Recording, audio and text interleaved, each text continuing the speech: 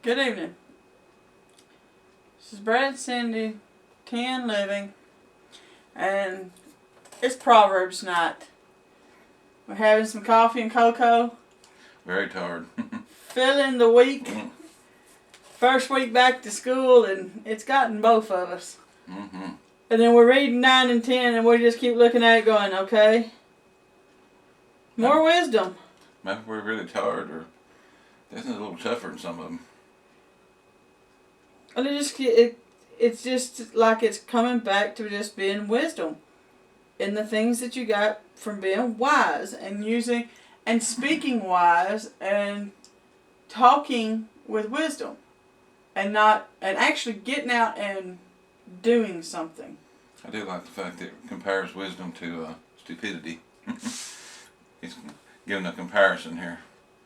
Which one you should choose. The way I understand 9, it says more or less they're both prepared, they're both open, you can get as much of either one of them as you want, but choose wisely. I don't know, this verse just keeps jumping out at me. It's verse 9 of 9.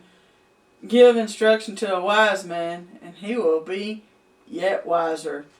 Teach a just man, and he will increase in learning. This one actually compared it to a banquet. Wisdom hosts a banquet, and stupidity imitates wisdom's banquet. So it's kind of like you're invited to have either one of them. It's open, you can get as much of it as you want. But be aware that There's consequences. Stupidity can look a lot like wisdom on the outside. It's once you get inside and you realize you've made a mistake. Or you hope that you're wise enough to know that you've made a mistake. You don't get sucked in too far. What was that old saying my mom always told me? It is better to keep our mouth closed and be thought a fool than to open it and confirm all doubts. Remove all doubt. Maybe it was my sister. Yeah. It's more of my sister. Remove all doubt. That's like what she used to say. Remove all doubt.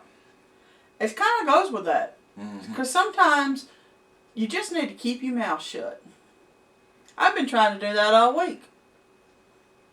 And no matter how hard I try, I hadn't succeeded very well. I haven't shown, I guess, much wisdom. Anytime you try, there's always somebody trying to push you to get you to break. Oh, I broke a few times. And the wicked, yeah, I think I crossed that path a couple of times this week too. 17 was a good one too. It's in the talking about stupidity, but the stolen waters are sweet and the bread eaten in secret is pleasant.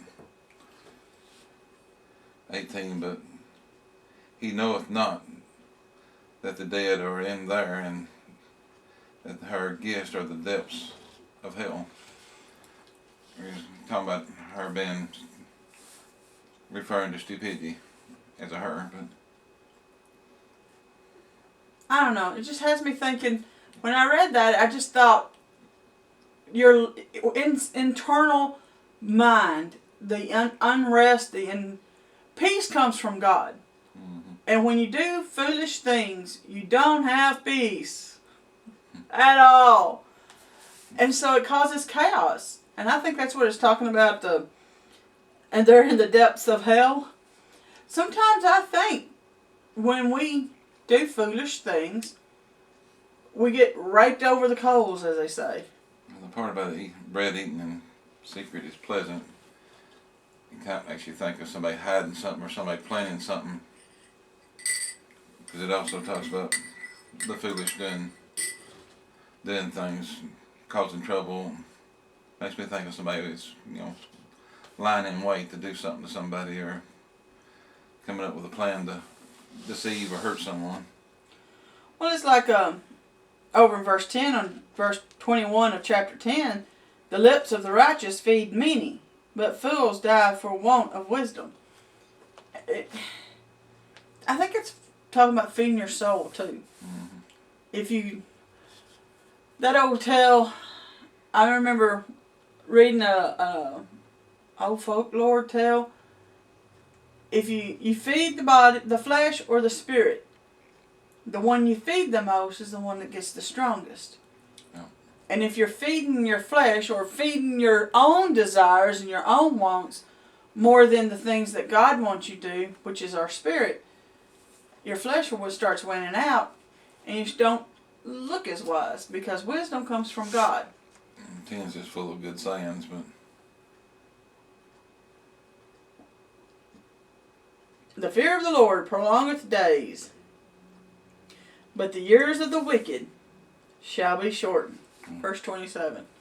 23 makes me think of chapter 9. It is a sport for a fool to do mischief. That's what I was trying to think of. Yep. But a man of understanding hath wisdom. I think it, where I got the thoughts about 9 to 17 and 18, where they're hiding.